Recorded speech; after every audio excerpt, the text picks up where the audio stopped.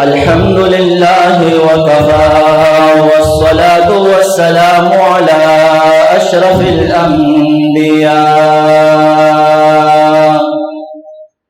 وعلى آله وأصحابه الأتقياء ومن تبعهم إلى يوم الجزاء. أما بعد فأعوذ بالله من الشيطان الرجيم. بسم الله الرحمن الرحيم.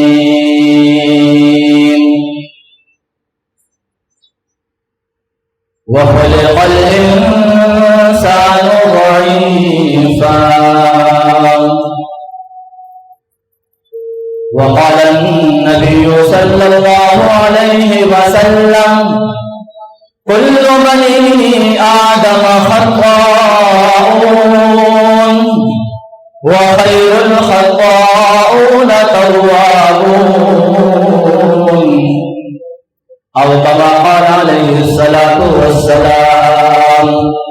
صدق الله وصدق رسوله النبي الأمين الكريم ونحن على ذلك لمن الشاهدين والشاكرين والحمد لله رب العالمين.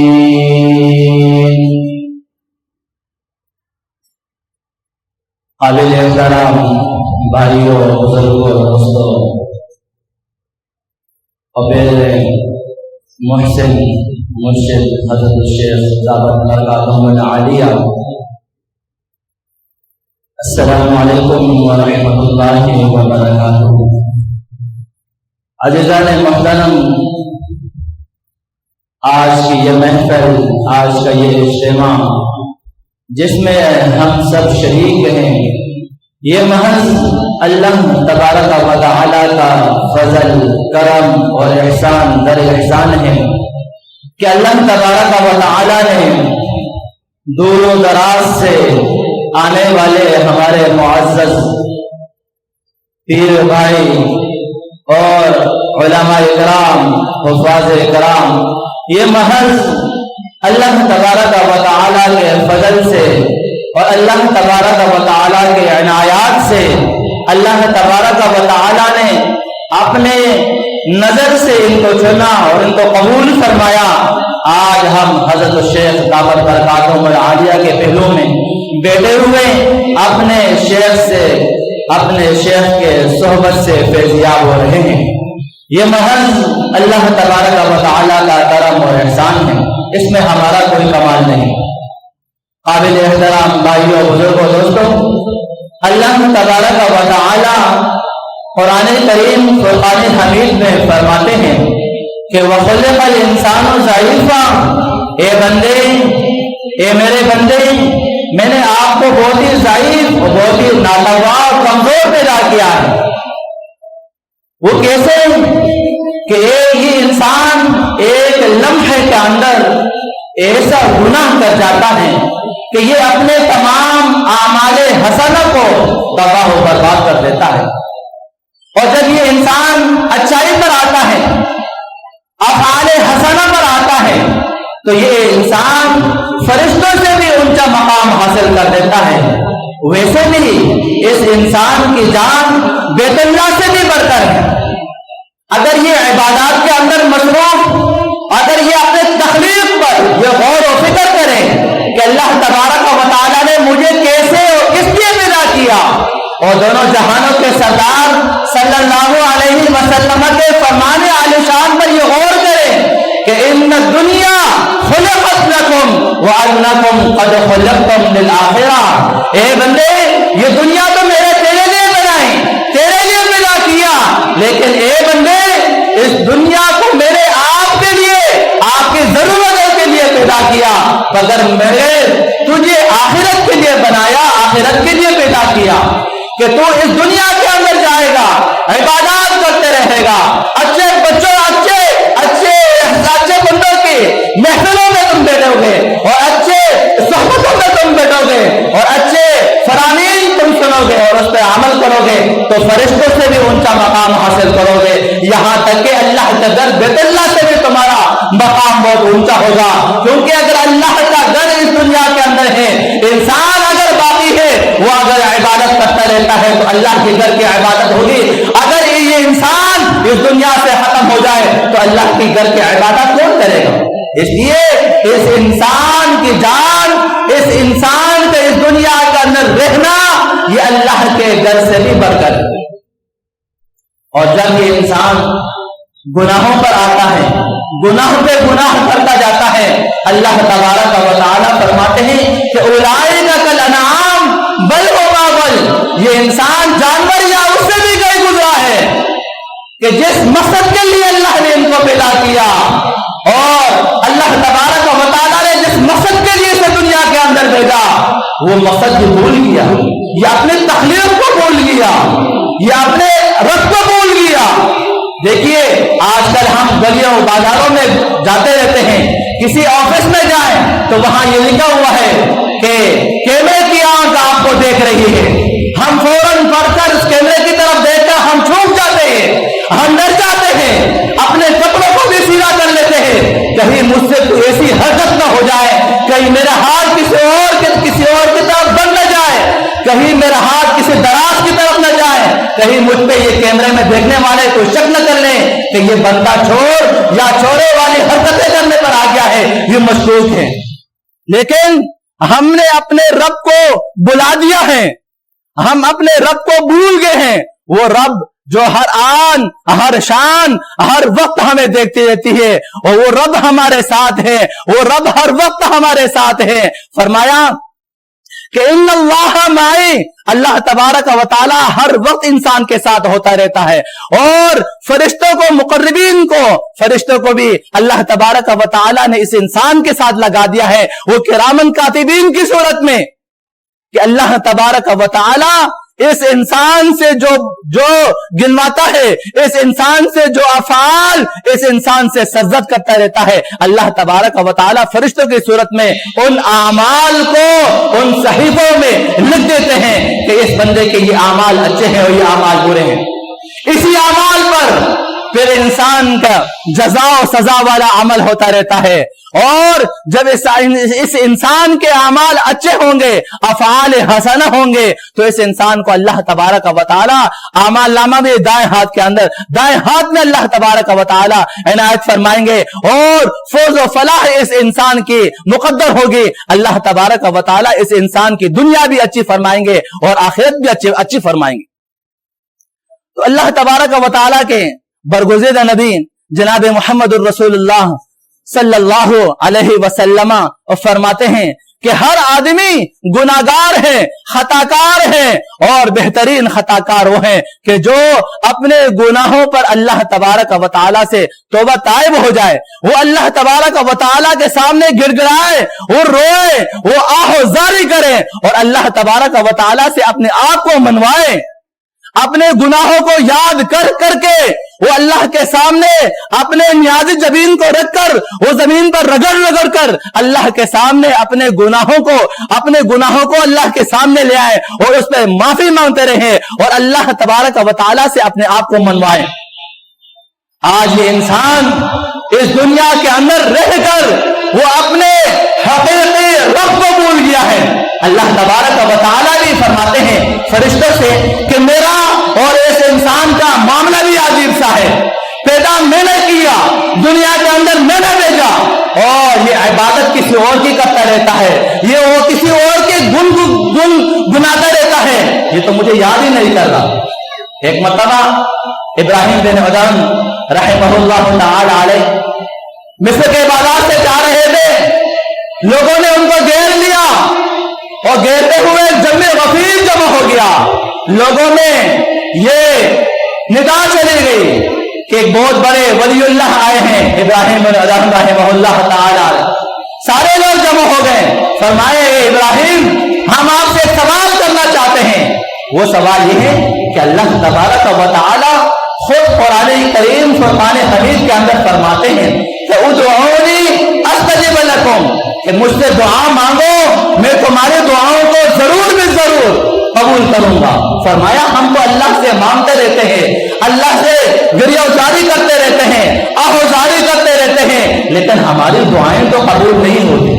اے ابراہیم، کیا یہ قرآن کریم کی آیت سچی ہے یا ہم نے کچھ اور سنا ہے؟ حضرت ابراہیم رحمہ اللہ تعالی علیہ کیا خوب ارشادات، کیا خوب فرامین ارشاد فرمایا کہ تم نے تو اپنے رب کو پہچان لیا ہے، اپنے رب کو تم نے جان لیا ہے اور اپنے رب کو پہچان لیا ہے، لیکن اپنے رب کی عبادات پر اپنے رب کی اطاعت نہیں کرتے، اپنے رب کی فرمانبرداری نہیں کرتے۔ تم نے تو رسول اللہ صلی اللہ علیہ وسلم کو آخری نبی، حق نبی اور آخر الانبیاء جان کر آپ صلی اللہ علیہ وسلم کو نبی آخر الزمان مانتے ہیں، لیکن کامل اتباع نہیں کرتے۔ فرمایا کہ کل امتی معاف الا المجاہرین، کہ میری تمام کے تمام امتیوں کو معاف کیا جائے گا، مگر اعلانیہ بغاوت کرنے والے کو کبھی بھی معافی نہیں ملے گی۔ اعلانیہ بغاوت کیا ہے کہ چہرے پر سنت رسول نہیں، 24 گھنٹے کی زندگی اتباعی سنت میں ہم نہیں گزار رہے ہیں، ہر ماحول میں جا کر ماحول سے اثر لے لیتے ہیں، اچھے بندوں کے محفل میں بیٹھتے نہیں ہیں، اور علماء کے پاس، صلحاء کے پاس، اولیاء اللہ کے پاس ہمیں جانے کی توفیق نصیب نہیں ہوتی، اس لیے گناہ پہ گناہ کرتے جاتے ہیں۔ فرمایا حدیث کے اندر آتا ہے کہ جب انسان ایک گناہ کرتا ہے تو اس کے دل پر ایک کالک لگ جاتا ہے، ایک سیاہ دبا لگ جاتا ہے، جب دوسرا گناہ کرتا ہے ایک اور سیاہ دبا لگ جاتا ہے، جب تیسرا کرتا ہے چوتھا کرتا ہے، اس طرح اس کا یہ دل سیاہ ہو جاتا ہے۔ اس کا دل تو آئینے کی طرح، شیشے کی طرح صاف ستھرا، لیکن گناہ کر کے اس نے اپنے دل کو سیاہ کر دیا ہے، اور ان گناہوں میں یہ ایسا مستغرق ہوا، ایسا غرق ہوا کہ اس نے اپنے رب کو بھی اس نے پہچاننے سے انکار کر دیا۔ اس نے تو یہ دیکھا کہ میں تو اس دنیا کے اندر آیا ہوں، میرے پیدائش تو ہوئی ہے، لیکن اس دنیا کے اندر جب یہ صبح و شام کر رہا ہے اللہ کے نافرمانی میں، جناب نبی اکرم صلی اللہ علیہ وسلم کی اتباع کے نہ ہونے میں یہ اپنے صبح و شام کرتا ہے۔ دیکھیے آپ صلی اللہ علیہ وسلم کے تعلیمات ہیں کہ جب انسان اگر بیت الخلاء میں بھی جائے نا، تو ہم دیکھتے ہیں کہ بیت الخلاء میں جائے تو انسان تو اپنے آپ کو ہلکا کرنے کے لیے جاتا ہے، جو کچھ کھایا اسے ہضم کیا، اب اپنے آپ کو ہلکا کرنا ہے۔ لیکن اگر ہم ذرا سے ایک لمحے کے لیے چوک جائے، رک جائے اور یہ دیکھے کہ میرے نبی پاک صلی اللہ علیہ وسلم کی تعلیمات اس وقت کیا ہے،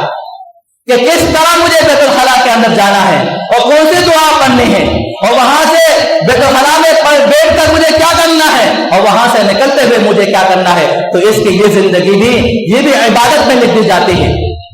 اس کی دن، اس کا رات، اس کے 24 گھنٹے کی زندگی یہ عبادات میں شمار ہوتی ہیں۔ اور ایک لمحے کے لیے اگر ہم سوچیں کہ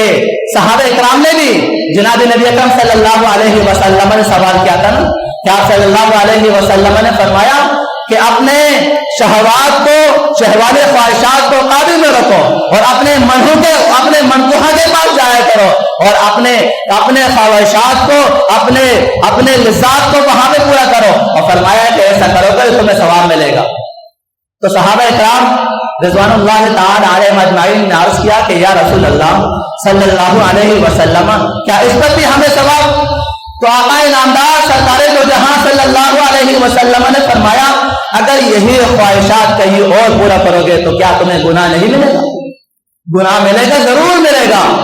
اگر اپنے بیویوں کے پاس بھی جانا ہے تو سنت طریقے کے مطابق، اپنے بچوں میں زندگی گزارنی ہے تو سنت طریقے کے مطابق، اپنے والدین سے ملنا ہے تو سنت طریقے کے مطابق، انسان کے یہ سارے کے سارے اعمال یا عبادت میں شمار ہوتے ہیں۔ تو بات چل رہی تھی ابراہیم بن ادم رحمہ اللہ کی، تو لوگوں نے عرض کیا کہ یا ابراہیم اتنی دعائیں تو ہم نے مانگی، فرمایا کہ آپ نے اللہ کو پہچانا، لیکن اللہ کو تو جان لیا، لیکن اللہ کی تابعداری نہیں کر رہے، اور رسول اللہ صلی اللہ علیہ وسلم کو پہچان لیا کہ نبی آخر زمان ہے، لیکن سنتوں کی اتباع نہیں کر رہے ہیں، سنتوں کے عمل پیرا نہیں ہو رہے ہیں۔ اور فرمایا کہ شیطان کو اپنا حقیقی دشمن سمجھ لیا ہے، لیکن شیطان کو اپنا دوست رکھ رہے ہیں، اور فرمایا کہ دوسرے کے عیبوں کی تلاش میں لگے رہتے ہو، لیکن اپنے عیبوں کی تلاش میں اپنے عیبوں پر نظر نہیں ہے۔ فرمایا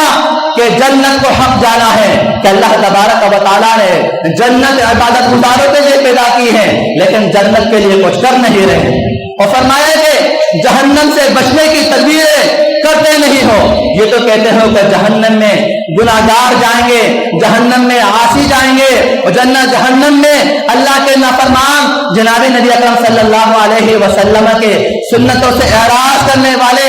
اور جنہوں نے جناب نبی اکرم صلی اللہ علیہ وسلم کے سنتوں کو پشے پش ڈال دیا، فرمایا کہ اس بات کا تو اقرار کرتے ہو لیکن جہنم سے بچنے کی کوئی تدبیر نہیں کر رہے، اور فرمایا کہ اپنے خواہش اقارب کو، اپنے عزیز و اقارب کو اپنے کندھوں پر لے جا کر قبرستان میں دفن کر لیتے ہو، لیکن وہاں سے کوئی تدبیر، کوئی غور و فکر اور کوئی وہاں سے کوئی نصیحت نہیں پکڑتے کہ یہ دنیا عارضی ہے، ہمیں اس دنیا سے پوچھ کر جانا ہے، لیکن اس کے لیے کچھ سامان نہیں کرتے۔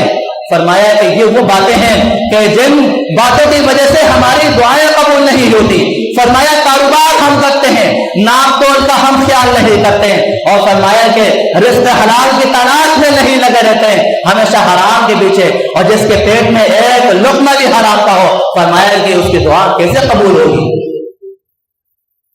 تو یہ جناب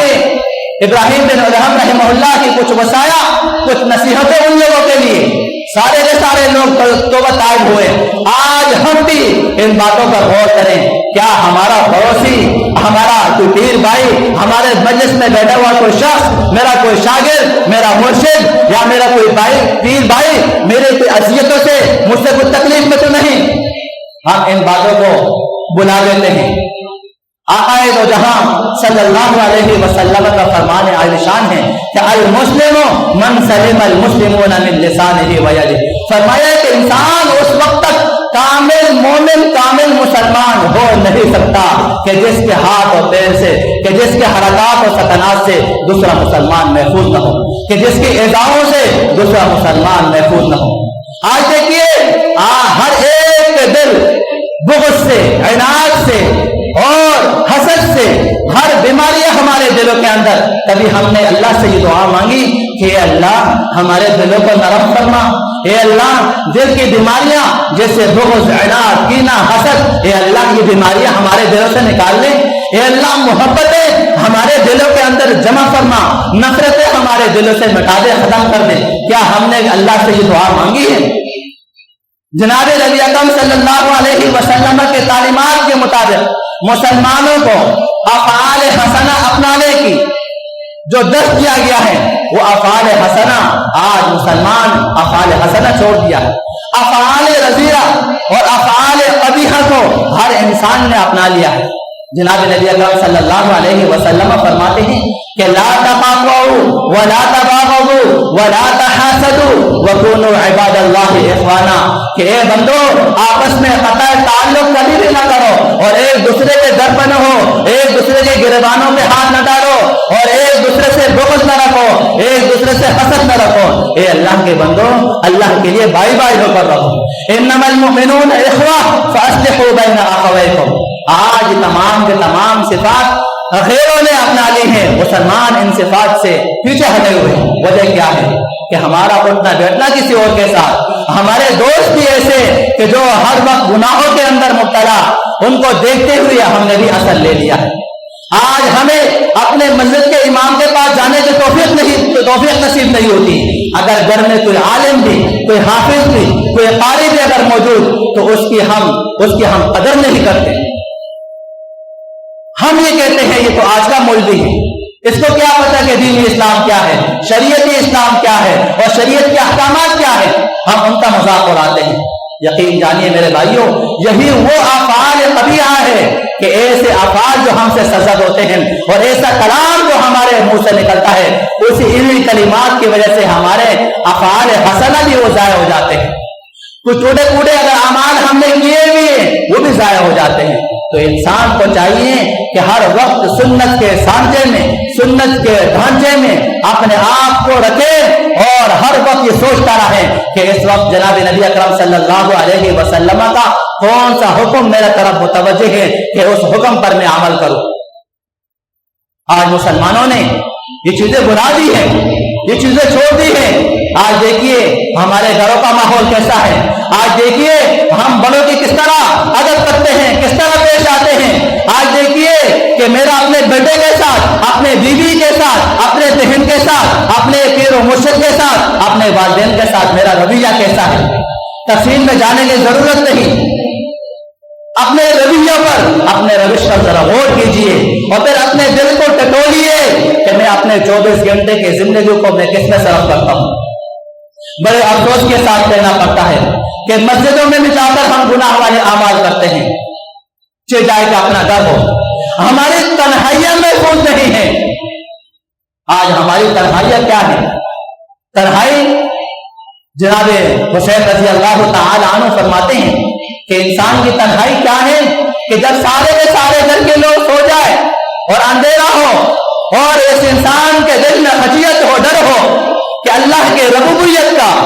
اور یہ انسان یہ دیکھیں, یہ سوچیں کہ میرا رب اس وقت 7ویں آسمان سے پہلے آسمان پہ آیا ہوا اور یہ ندا دے رہا ہے مانگو مجھ سے کیا مانگتے ہو. یہ ندا دے رہا ہے کہ مانگو مجھ سے کیا مانگتا ہو. کیا کون سی پریشانی ہے کہ میں دور کروں, کون سی حاجت ہے کہ میں پوری کروں. جب انسان اس تنہائی میں, اس اندھیرے میں جب یہ انسان ہوتا ہے, اللہ کے سامنے کھڑا ہوتا ہے, آہوزاری کرتا ہے, سجدوں کے اندر یہ لمبی لمبی دعائیں مانگتا ہے, اللہ تبارک و تعالی اس کی دنیا کو جنت میں تبدیل فرما دیتے ہیں. اس کی دنیا کو جنت جیسا بنا دیتے ہیں. ہر قسم کے مسائل, پریشانیاں, آلام اور مصیبتوں کو دور فرما دیتے ہیں اور اس کا گھر جنت کا سا نمونہ پیش کر دیتا ہے.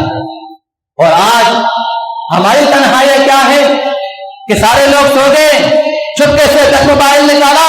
اور دیکھا کہ کوئی تو ہے نہیں, کوئی دیکھ تو نہیں ہے, کوئی دیکھ تو نہیں رہا, بیوی بچے امی ابو کوئی دیکھ تو نہیں رہا, چادر اوپر ڈالا اور موبائل نکالا اور لگے رہے.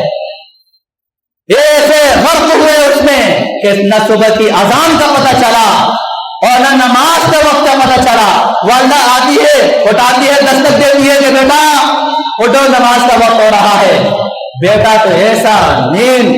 اور ایسے نیند میں سویا ہوا کہ والدہ بھی بسا اوقات ڈر جاتی ہے کہ اتنی گہری نہیں. اور پھر صبح کی اذان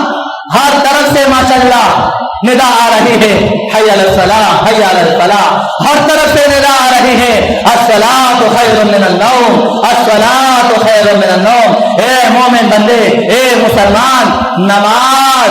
نیند سے بہتر ہے. الصلاۃ خیر من النوم, نماز نیند سے بہتر ہے. جب انسان کی آواز اس کے کانوں میں پڑتی نہیں ہے, جب اس کی تنہائی محفوظ نہیں ہے, تو یہ صبح کی آواز, صبح کی اذان کی آواز کیا آپ سنے گا؟ کیا اللہ کی وہ خوبصورت آواز جو اللہ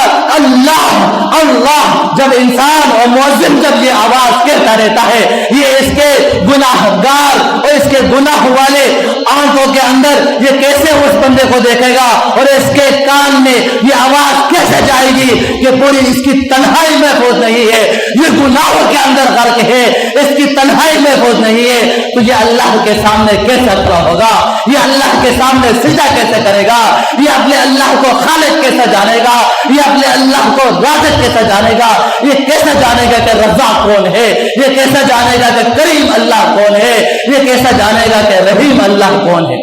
اس کا دل تو سخت ہو گیا. یہ تو گناہوں کا ایک گناہ کرتا جا رہا ہے, اس کے گناہوں کے اندر لذت آ رہی ہے. گناہ بے لذت میں یہ شخص ڈوبا ہوا ہے. ان کو اعمال حسنہ کا کیا پتا,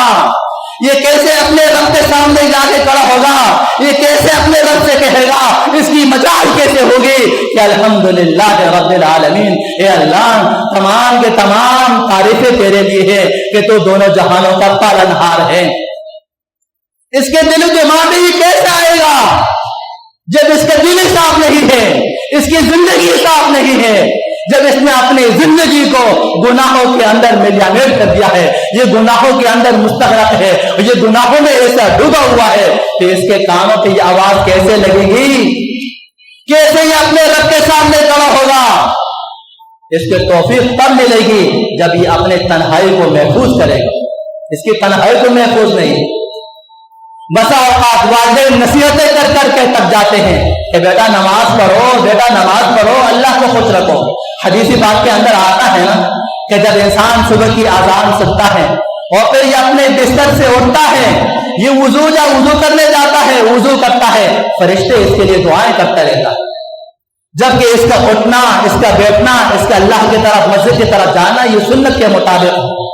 یہ مشروط اذکار کا ذکر کرتا رہتا ہو، اس کی تمام تر زندگی یہ سنتوں پر ہو، سنتوں پر یہ عمل پیرا ہو، یقین جانیے اس کے 24 گھنٹے کی زندگی اللہ تبارک و تعالی عبادت میں لکھتے ہیں۔ تو پھر بتائیے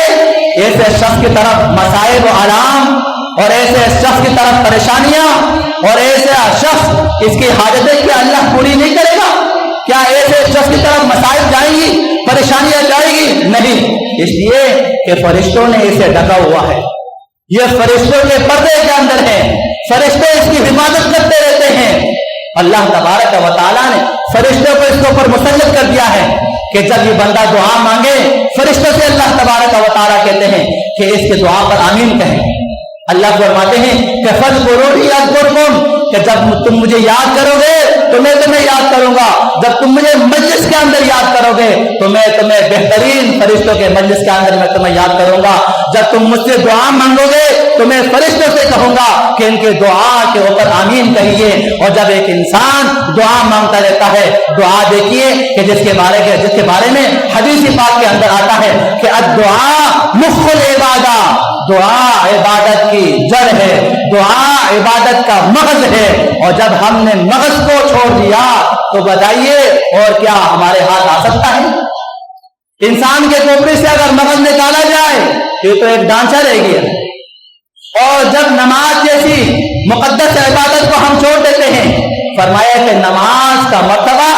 دین اسلام میں ایسا ہے جیسے کہ سر کا مرتبہ جسم۔ اب انسان کا جسم ہے، سر نہیں ہے، دیکھیے سر نہیں ہے تو ڈھانچہ ہے، اس کا اندر سانس نہیں ہے تو ڈھانچہ ہے، اور اس ڈھانچے سے لوگ کیا کریں گے؟ اس کو تو معیوب سمجھ کر اسے زمین میں دفنا دیں گے۔ اور جب انسان نماز پڑھتا رہتا ہے، اللہ کو یاد کرتا ہے، فرمایا ہے کہ اسلام اور کفر کے درمیان جو دیوار حائل ہے وہ نماز ہے۔ آج دیکھیے صبح کی انسان کی پہلی فتح وہ نماز فجر باجماعت۔ آج ہماری فجر کی نماز کہاں ہوتی ہے؟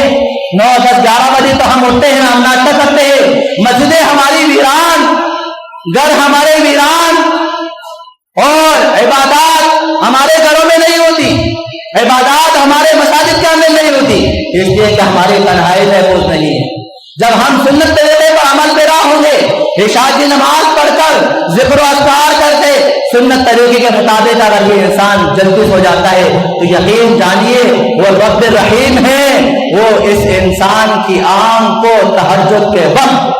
کھلوا دیتی ہے۔ اب جب یہ انسان اٹھتا ہے یا نہیں اٹھتا وہ اس کی اپنی بات کہ یہ انسان اپنے نور ایمان سے دیکھتا رہتا ہے، اور اللہ کریم، اللہ رؤوف الرحیم، اور اس نے رحم کرنے والے رحمان الرحمن فی الدنیا والآخرہ، اور 70 ماہوں سے زیادہ محبت کرنے والے اللہ تو یہ نہیں چاہتے نا کہ میں نے اس انسان کو پیدا کیا ہے، دنیا کے اندر میں نے اسے بھیج دیا ہے، اب یہ میرا نافرمان رہے، نہیں۔ جب یہ انسان مکلف ہوا، اللہ کے احکامات اس کے طرف آئے، اب اس کو اختیار دیا گیا ہے، چاہے اللہ کا شکر، اللہ کے فرمانبرداری یا نافرمانی، دو ہی راستے ہیں، جنت کا اور جہنم کا۔ اہدنا الصراط المستقیم، سیدھے راستے پہ چلنا ہے یا دوسرے راستے پر؟ تو آج اگر ہم اعمال حسنہ نہیں کریں گے، اچھے لوگوں کے صحبت میں نہیں آئیں گے، اپنا جان و مال خرچ نہیں کریں گے تو یہ چیزیں ہمیں نصیب نہیں ہو سکتی۔ دیکھیے آج ہمارے عیوب پر اللہ تبارک و تعالیٰ نے پردہ ڈالا ہوا ہے۔ ہمیں یہ کیسے معلوم ہوگا کہ یہ فلاں کام گناہ کا ہے؟ ہمیں یہ کیسے معلوم ہوگا کہ نماز نہ پڑھنا یہ بہت بڑا گناہ ہے؟ اس کے لیے علم، اور وہ علم تو ہمارے پاس نہیں۔ وہ کیوں نہیں ہے کہ ہم نے اپنے بچوں کو اسلامی تعلیمات سے دور رکھا اور خود ہم بچوں کی صحبت پہ نہیں جاتے ہیں۔ ایک شاعر نے کیا خوب کہا ہے نا کہ حیات القلب علم فاغتنموا، حیات القلب علم فاغتنموا، وموت القلب القلب جہل فاجتنبوه، فرمایا کہ دل کی زندگی، قلب کی زندگی، قلب کا اس دنیا کے اندر زندہ رہنا، فرمایا کہ وہ علم سے ہے، اور فرمایا کہ یہ علم جہاں بھی ہو، جیسے بھی ہو، جس جگہ بھی ہو، انسان کو اس کی تلاش کرتے رہنا چاہیے۔ یہ علم خواہ اپنے گھر والوں سے ملے، یہ علم خواہ اپنے پیر بھائی سے ملے، یہ علم خواہ اپنے بھائیوں سے ملے، یہ علم خواہ اپنے والدین سے ملے، یہ علم جہاں بھی انسان کو ملے، اس علم کی تلاش میں انسان کو سرگرداں رہنا چاہیے۔ اور فرمایا ہے کہ جہاں بھی اس علم کو پاؤ یا علم والوں کو پاؤ، فرمایا کہ اس موقع کو غنیمت جانو، اس موقع کو اپنی قسمت جانو، اپنا نصیب جانو، اسے حاصل کرو۔ اور فرمایا وَمَوْتُ الْقَلْبِ جَهْلٌ فَاجْتَنِبُوهُ، دل کے مردگی، دل کا زندہ رہ لینا، فرمایا کہ وہ جہالت ہے، وہ برے دوستوں کے صحبت میں بیٹھنا ہے، وہ نافرمانوں کے صحبت میں بیٹھنا ہے، وہ نافرمانوں سے اثر لینا ہے، فرمایا کہ یہ جہل ہے، اس جہل سے اپنے آپ کو بچانا ہے۔ آپ کیسے بچائیں گے؟ کہ جب ہم تحیہ کریں گے، جب ہم اللہ تبارک و تعالیٰ سے سچا وعدہ کریں گے، اپنے شیخ کی صحبت میں رہتے ہوئے اگر ہم آج سچی نیت سے توبہ طائب ہو جائیں، توبہ کے لوازمات کے ساتھ انسان کریں کہ جو گناہ کر رہا ہو فوراً اس گناہ سے ہٹ جائے، اس گناہ کو چھوڑ دے، اور آئندے کے لیے مصمم ارادہ کریں، پختہ ارادہ کریں کہ اے اللہ میں آئندہ کے لیے کسی بھی قسم کا کوئی گناہ، چاہے وہ ہاتھ کا گناہ ہو، چاہے وہ کانوں کا گناہ ہو، چاہے وہ آنکھ کا گناہ ہو، چاہے وہ منہ کا گناہ ہو، چاہے وہ جسم کے دوسرے اعضاء کا گناہ ہو، اے اللہ میں تیرا حقیقی بندہ، میں تیرا فرمانبردار بندہ، میں تیرا رسول صلی اللہ علیہ وسلم کا فرمانبردار بندہ، اور سنت کے اتباع میں سنت کا لبادہ اٹھتے ہوئے میں اپنے زندگی کو گزاروں گا۔ اے اللہ تو میرے توبہ کو، اے اللہ میرے توبہ کو قبول فرما، اور میرے گزشتہ لفظات کو معاف فرما، اور اے اللہ میرے گناہوں کو ملیامت فرما، اور اے اللہ میرے زندگی کو ایسا کر دے کہ جیسے کہ آج کوئی بچہ ماں کے پیٹ ماں نے جنا ہو، اے اللہ مجھے اس جیسا معصوم بنا دے، اے اللہ میرے گناہوں کو ختم فرما، اے اللہ میرے دل سے بغض کو، کینے کو، حسد کو، عناد کو، اے اللہ میں اگر اپنوں کے ساتھ صلہ رحمی والے صفات ادا نہیں کر رہا، میرے کسی کے ساتھ اگر قطع رحمی ہے، اے اللہ یہ بری صفات کو، افعال رذیلہ کو اور افعال قبیحہ کو میرے دل سے نکال لے، منافقت والی جو نشانیاں ہیں اے اللہ میرے دل سے نکال لے، اے اللہ میرے دل کو نرم فرما، اور نرمی والی صفات مجھے عنایت فرما، اے اللہ میں آئندہ کے لیے کسی قسم کا کوئی گناہ، چاہے اندھیرے میں ہو یا دن کے اجالے میں ہو، دن کے روشنی میں ہو، اے اللہ میں کسی قسم کا کوئی گناہ نہیں کروں گا، اے اللہ میں توبہ طائب ہوتا ہوں، میں سچے دل سے گناہ، اے اللہ گناہوں کو میں نے چھوڑ دیا ہے، اے اللہ تو میرے توبہ کو قبول فرما، اے اللہ تو میرے توبہ کو قبول فرما، اے اللہ تو مجھے قبول فرما، میرے توبہ کو قبول فرما۔ جب اس نیت کے ساتھ توبہ کرو گے اللہ تبارک و تعالیٰ گزشتہ گناہوں کو معاف فرما دیں گے، اور کبیرہ گناہوں کے لیے آپ نے توبہ طائب ہونا، جس کا حق دبایا ہے اسے حق ادا کرنا ہے، اور جتنے بھی کبیرہ گناہ ہیں اپنے پیر و مرشد سے، اپنے امام مسجد سے، اپنے پیر بھائی سے، اور کسی بڑے مستند عالم دین سے پوچھ کے اپنے گناہوں کو آہستہ آہستہ اس دنیا کی چند ساتھ والے زندگی میں، چند دنوں کی زندگی میں، چند منٹوں سیکنڈ کی زندگی میں ان گناہوں کو آپ نے ختم کرنا ہے۔ یقین جانیے اس روئے زمین پر سب سے بڑا ولی، اس روئے زمین پر سب سے بڑا معصوم آپ کے علاوہ کوئی اور ہو نہیں سکتا، جب آپ حقیقی معنوں میں توبہ کریں گے اور توبہ طائب ہوں گے۔ آج ہم کوشش کر لیں اپنے دلوں کو صاف کر لیں، آج ہم کوشش کر لیں کہ اگر ہمارا پڑوسی ہماری ایذاؤں سے وہ تکلیف میں ہے ان سے جا کے معافی مانگے اور تکلیف والے اعمال کو چھوڑ دیں۔ آج ہم کوشش کر لیں سرکار دو عالم صلی اللہ علیہ وسلم کو ہم ناراض نہیں کریں۔ دیکھیے جب ایک انسان اس دنیا کے اندر کوئی گناہ کرتا ہے وہ صرف اپنے لیے نہیں کرتا، وہ بہت سارے لوگوں کا حق مانگتا رہتا ہے۔ دیکھیے جب انسان گناہ کرتا ہے تو یہ زمین بھی اس کے لیے کوئی دعا کرتی ہے کہ اے اللہ مجھے ایسا موقع دے کہ میں پٹ جاؤں، اس زمین کو میں اندر نگل لوں اور اس کے ہڈیوں اور پسلیوں کو میں ایک کر لوں کہ یہ میرے اوپر چل پھر کر یہ گناہ کر رہا ہے، یہ تیرے معصیت میں، تیرے نافرمانی میں یہ شخص اپنے زندگی گزار رہا ہے۔ اے اللہ مجھے ہمت دے، مجھے توفیق دے کہ میں اسے اپنے اندر لے لوں، اپنے پیٹ میں لے لوں اور اس کی ہڈی پسلیوں کو میں ایک کر دوں۔ اور جب یہ انسان گناہ کرتا ہے تو اللہ کے رحمت کو یہ روک دیتا ہے۔ دیکھیے اگر بارش کا موسم ہو اور لوگ گناہوں کے اندر مبتلا ہو اور گناہ سے گناہ کرتا جا رہا ہو تو اللہ باران رحمت نہیں برساتے، یا تو وہ بارش موسلادھار بارش کی شکل اختیار کر لیتی ہے، وہ اپنے ساتھ مصائب و آلام کو لے آتی ہے اور یہ زمین پہ رہنا انسانوں کے لیے مشکل ہو جاتا ہے۔ جب انسان یہ گناہ کرتا رہتا ہے تو یہ اوروں کی حق تلفی کرتا ہے، اور سب سے بڑی اس گناہ کی جو نحوست ہے یہ سرکار دو عالم صلی اللہ علیہ وسلم کو قبر اطہر کے اندر غمگین کرنا ہے۔ کیا کوئی ادنا سے ادنا امتی، کوئی فاسق و فاجر امتی یہ گوارا کرتا ہے کہ میں آقا دو جہاں، امام الانبیاء، خاتم الانبیاء، ساقی کوثر، محمد مصطفیٰ، احمد مصطفیٰ صلوات اللہ علیہ والتسلیمات کو میں ناراض کروں گا؟ کیا کوئی ادنا سے ادنا امتی کی یہ مجال ہے؟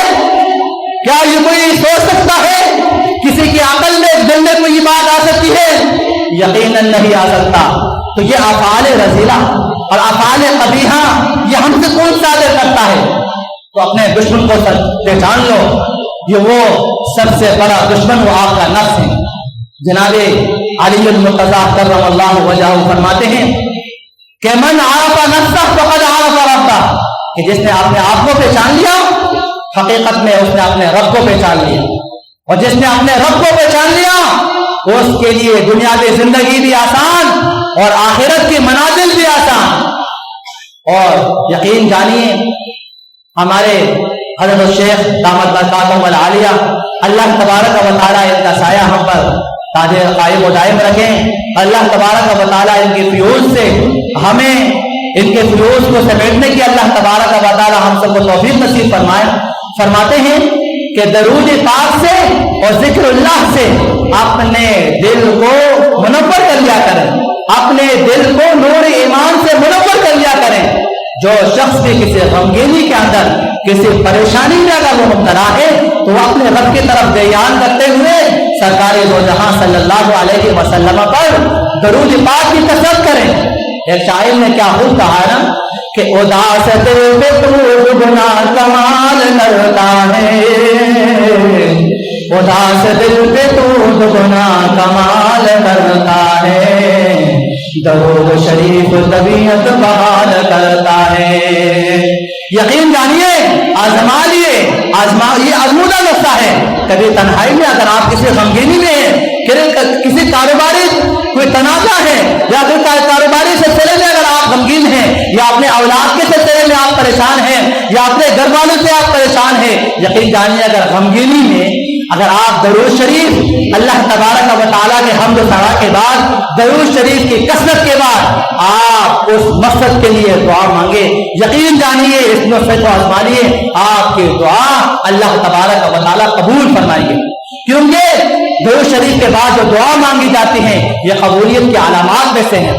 اور جس دعا سے پہلے اور دعا کے آخر میں درود شریف پڑھی جائے وہ دعا کبھی بھی بارگاہ الہی سے یہ واپس نہیں آتی، یہ بادلوں کو چڑھتے ہوئے آسمان کو چھینتے ہوئے یہ اللہ تبارک و تعالیٰ کے پاس پہنچتی ہے، اور اس انسان کے حوائج پوری ہو جاتی ہے، اس انسان کی پریشانیاں دور ہو جاتی ہیں، اس انسان سے غمگینیاں دور ہو جاتی ہیں، اور اس انسان کے مصائب و آرام اور جن مصیبتوں میں یہ انسان گھیرا ہوا ہے وہ مصیبتیں اس انسان سے دور ہو جاتی ہیں۔ یہ ان کے فضائل میں سے، اور کیوں اس کی فضیلت کیوں نہ ہو کہ اللہ تبارک و تعالیٰ خود سرکار دو عالم صلی اللہ علیہ وسلم پر رحمت بھیجتے ہیں، اور ہمیں بھی یہ حکم ہے کہ سرکار دو عالم صلی اللہ علیہ وسلم پر درود سلام بھیجا کریں۔ اگر آج ہم تحیہ کر لیں، وہ کافی زیادہ ہو گیا ہے، آج ہم تحیہ کر لیں اور اس اجتماع سے اپنا مقصد لے کر جائیں، اپنے اوقات کو ضائع نہ کریں، اور رات کے اندھیروں میں اٹھیں اور اللہ سے مانگے، گڑگڑاتے ہوئے اپنے نیاز جبین کو زمین پر رگڑتے ہوئے اللہ تبارک و تعالیٰ کے سامنے سجدہ ریز ہوتے ہوئے اللہ تبارک و تعالیٰ سے دعا مانگتے رہیں۔ فرمایا ہے کہ جو سجدہ ہے نا، سورہ علق کی آخری آیت ہے کہ اللہ تبارک و تعالیٰ، انسان جو ہے وہ اللہ تبارک و تعالیٰ سے سب سے زیادہ قریب وہ سجدے کی حالت میں ہوتا ہے۔ حضرت جابر عبدالحی رحمہ اللہ نے فرمایا کہ میں اپنے آپ کو ایسا محسوس کرتا ہوں گویا کہ میرے اللہ نے مجھ سے پیار کر لیا ہے۔ اگر ہم یہ دیکھیں کہ ہماری والدہ اور ہمارے والد اگر ہمیں اپنے سینے سے لگائیں اور ہمارے پیر و مرشد اگر ہمیں اپنے سینے سے لگائیں تو یقین دیکھیے آپ نے محسوس کیا ہوگا کہ انسان کو کس طرح ایک کمال اور انسان کو کس طرح دل کو ایک ٹھنڈک اور اپنے آپ کو سکون میں پاتا ہے، کیونکہ یہ ان کی شفقت اور ان کے رحم اور وہ رحم کہ جو اللہ تبارک و تعالیٰ نے شفقت کی صورت میں ان کے دل پہ ڈالا ہے، اور یہ جب ہمیں اپنے سینے سے لگاتے ہیں تو ہم اپنے آپ کو پرسکون اور اپنے آپ کو شیخ سے قریب اور جناب نبی اکرم صلی اللہ علیہ وسلم کے تعلیمات کے قریب اور اللہ تبارک و تعالیٰ سے اپنے آپ کو قریب کر جانتے ہیں۔ جب انسان سجدہ کرتا ہے اور سجدے کی حالت میں بھی یہ انسان ایسے ہی اللہ کے قریب ہوتا ہے تو جیسے کہ اللہ نے اس سے پیار کر لیا ہے۔ خوب لمبے لمبے سجدے ہو، خوب اللہ تبارک و تعالیٰ سے مانگنا ہو، اللہ تبارک و تعالیٰ ہماری دنیا بھی اچھی کریں گے اور ہماری آخرت بھی اچھے کریں گے۔ آج دیکھیے ہم اس دنیا کے کام کاجوں میں ہم جہاں سال کے بعد اجتماع ہوتا ہے ہم اپنے مصروفیت کو ختم نہیں کرتے۔ دیکھیے اگر ہم اپنے مصروفیت کو ساتھ نہیں کریں گے تو ہم کسی بھی اچھی مجلس میں جا نہیں سکتے، کسی بھی عبادت کی ہمیں توفیق نصیب نہیں ہوتی۔ اگر ہم کسی گاہک کا دیکھیں کہ ہم نماز کے لیے جائیں گے تو ہماری بکری نہیں ہوگی، ہمارا مال کم ہو جائے گا، حقیقت میں مال تو آ جائے گا لیکن برکت نصیب نہیں ہوگی۔ جہاں بھی حضرت الشیخ دعوت برکاتہم العالیہ یا ان کے جانشین ہمیں یاد کریں، ہمیں ان کی آواز پر لبیک کہتے ہوئے فوراً اس مقام تک پہنچنا چاہیے اور اپنے آپ پہ یہ سوچیں کہ اللہ تبارک و تعالیٰ نے ہمیں قبول فرمایا ہے کہ ہمیں اچھوں کی محفل اللہ تبارک و تعالیٰ نے ہمیں نصیب کی ہے۔ ان محافل کے انوارات کو اپنے دل میں سموتے ہوئے، ان محافل کے انوارات کو، ان محافل کے برکتوں کو سمیٹتے ہوئے ہم اپنے گھروں کی طرف روانہ ہو، ذکر و اذکار کی طرف اپنے گھروں کے اندر ہم حلقے لگائیں اور جو اچھی باتیں ہم لوگوں نے سنی ہے ان کا ہم چرچا کریں، اسے عام کریں، یقیناً یہ ہمارے لیے صدقہ جاریہ ہوگا۔ اللہ تبارک و تعالیٰ جو کچھ کہا گیا سنا گیا اس پر عمل کرنے کی توفیق نصیب فرمائے، اور حضرت شیخ اور اپنے پیر بھائیوں سے اللہ تبارک و تعالیٰ مضبوط رابطہ اور ہر ایک مجلس میں اور ہر مجلس میں جانے کی اللہ تبارک و تعالیٰ ہمیں جانے کی توفیق نصیب فرمائے۔ بیان کے اندر کوئی ایسی باتیں جو میرے منہ سے نکلی ہو، جو کسی کو ناگوار لگی ہو یا گستاخانہ یا بے ادبانہ الفاظ ہو تو میں ان پہ معذرت چاہتا ہوں، معافی کا طلبگار ہوں۔ اللہ تبارک و تعالیٰ جو کچھ کہا گیا سنا گیا وہ سب ہم کے لیے نافع بنائیں۔ اللہ تبارک و تعالیٰ ہماری دین و دنیا اچھی کرے، اور اللہ تبارک و تعالیٰ ہمیں افعال حسنہ کو اپنانے کی اور سیئات سے اللہ تبارک و تعالیٰ ہم سب کو دور رہنے کی توفیق نصیب فرمائے۔ وآخر دعوانا الحمد للہ رب العالمین۔